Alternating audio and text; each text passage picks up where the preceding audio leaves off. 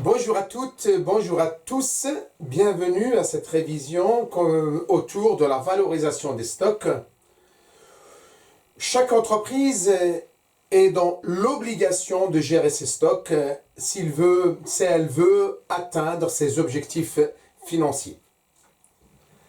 Alors avant d'aborder cette séance consacrée à la méthode qu'on appelle CUMP après chaque entrée, c'est-à-dire coût unitaire moyen pondéré après chaque entrée, il faut savoir que l'entreprise a le choix entre 4 méthodes pour valoriser ses stocks. Elle a le choix entre le CUMP en fin de période, le coût unitaire moyen pondéré en fin de période, le CUMP après chaque entrée, c'est notre séance d'aujourd'hui, FIFO, First In First Out, qu'on appelle première entrée, premier sortie, LIFO, Last In First Out, dernière entrée, premier sortie.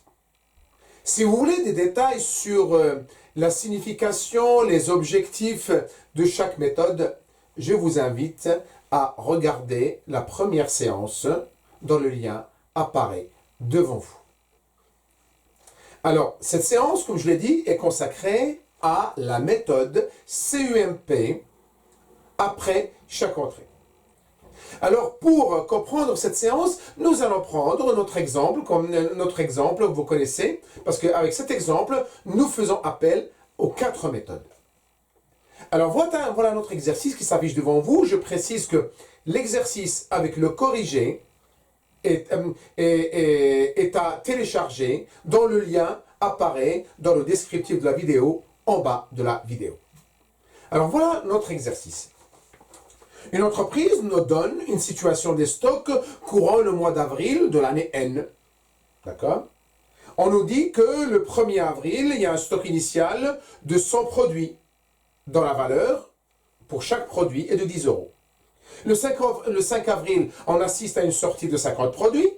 Le 13 avril, une nouvelle entrée de 150 produits, mais cette fois-ci acheté un peu plus cher, à 2 euros le produit.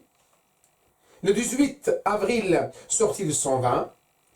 Et le 24 avril, entrée de 200 produits, cette fois-ci achetés à 13 euros l'unité. Le 28 avril, une nouvelle entrée de 40 produits à 14 euros l'unité. Et enfin, le 30 avril, on assiste à une sortie de 300 produits. Voilà notre exercice qui va nous servir de support pour expliquer cette méthode qu'on appelle CUMP après chaque entrée. Vous allez voir, c'est très simple. Je vais aller doucement en utilisant les stylos sur un tableau blanc. C'est mieux qu'un fichier Excel. Et vous allez comprendre, c'est très simple. Mais il faut aller doucement. Allons-y. Donc la première chose, quand on a un exercice comme celui-là, nous allons faire ligne par ligne. Mais ce que je me suis permis de faire d'abord, c'est que je recopiais en fait l'énoncé, l'exercice. Donc dans notre tableau, le fichier des stocks, on a quoi? On a les dates d'abord, comme vous voyez là, les dates que j'ai recopiées. Okay. Après, on a les entrées. Quantité, coût unitaire, montant. Après, il y a les sorties. Quantité, coût unitaire, montant.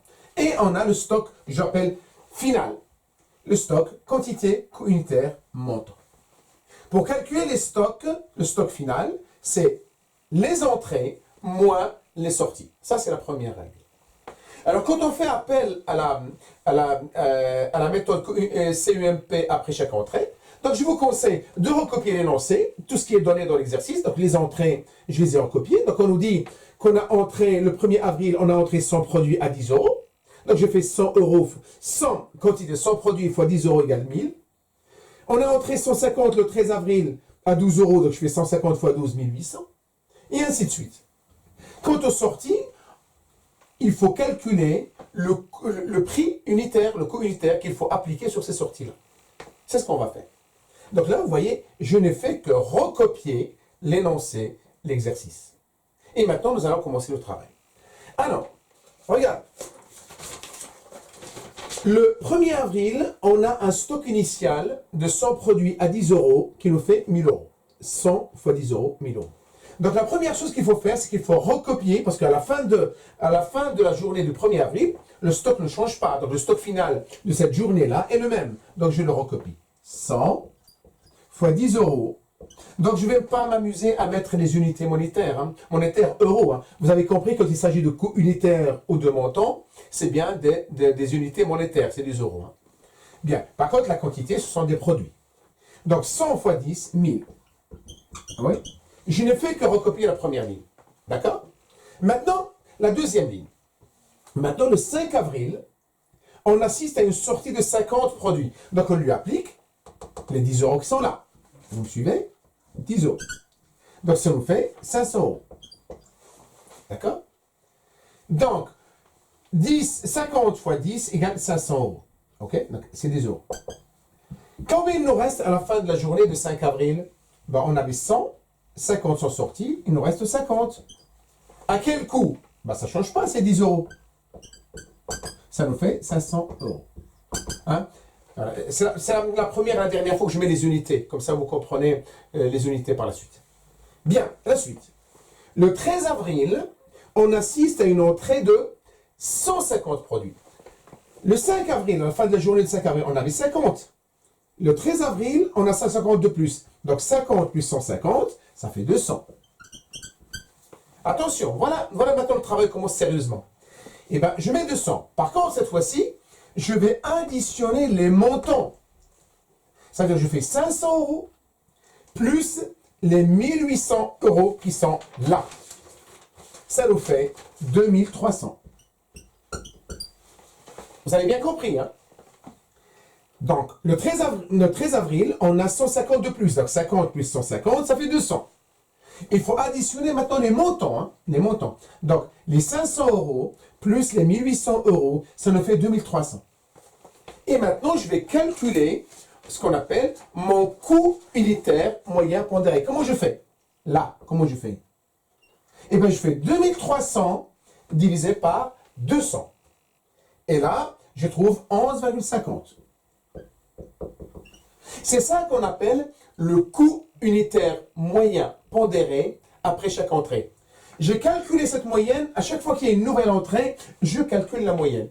Et c'est cette moyenne-là, coût unitaire moyen pondéré, qui va s'appliquer sur la sortie immédiate après. D'accord? Alors regardez, les 11,50 € là, je vais les appliquer sur la sortie tout de suite immédiate, je le mets là.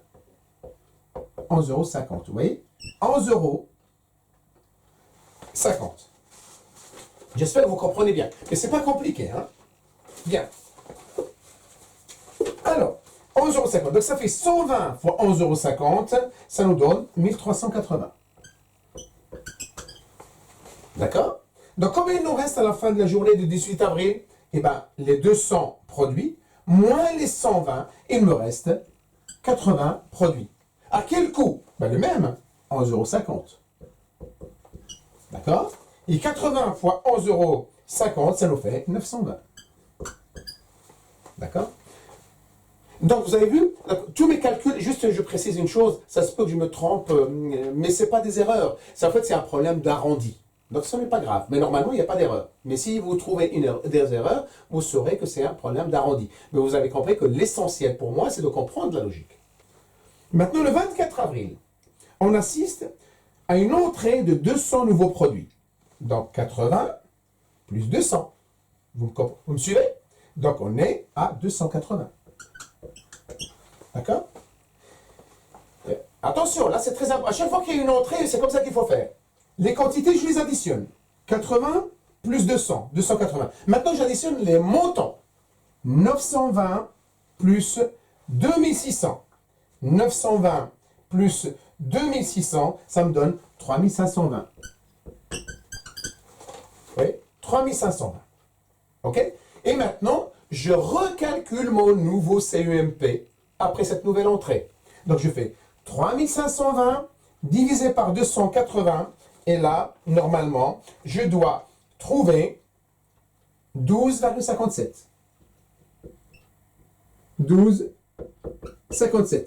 Oui. 12,57. Normalement, ces 12,57, je les applique sur les sorties immédiates, tout de suite après. S'il y a une sortie tout de suite après. Sinon, je continue à calculer mes coûts unitaires moyens pondérés. Le 28 avril, il n'y a pas de sortie. il y a encore une nouvelle entrée. Donc, je vais calculer encore mon coût unitaire moyen pondéré. Regardez. 280, j'ai une entrée de 40. Ça fait 280 plus 40. Ça me fait 320. 320 produits. Et là, j'additionne les montants. 3520 plus 560. Ça me fait 4080.